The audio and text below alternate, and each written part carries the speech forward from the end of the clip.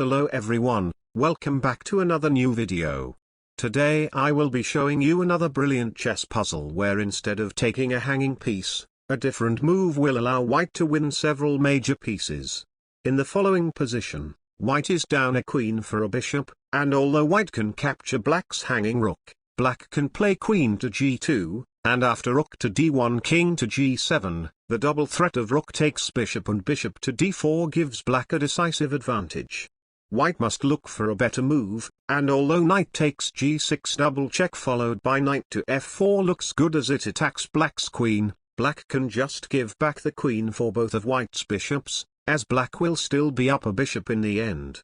It seems that white's material deficit is too much to overcome. But if one tries to find a way to stop black's main defense in all of the lines, the solution becomes clear as white has the brilliant move knight to f5 discovered check, preventing king to g7.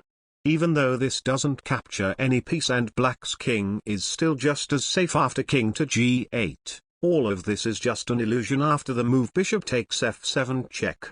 After king takes f7 rook to e7 check. It turns out that king back to g8 is met by rook to g7 checkmate, thanks to white's knight and bishop controlling g7 and f8.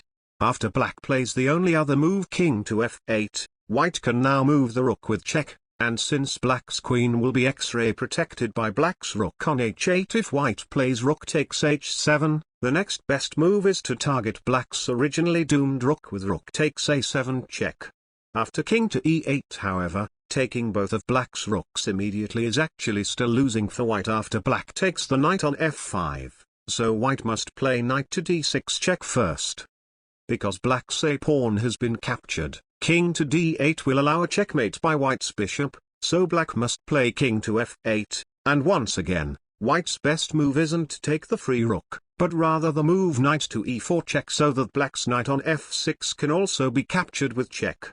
Only after all of this do white finally plays rook takes a8 check followed by rook takes h8, and with two rooks plus a knight on the outpost d5 for black's queen, white is the one who has a decisive material advantage. In fact, rook to e1 ends the game even quicker after bishop takes c1 bishop to d6, as the threat of rook to d7 check followed by knight to b6 mate, plus the threat of winning black's queen with a discovered check white will have a completely winning position against every defense. The most typical example of always looking for a better move when there seems to be a good one. If you want to see more brilliant chess puzzles like this, be sure to like and subscribe for more, and thank you all so much for 30,000 subscribers. I will see you all in my next video. Goodbye.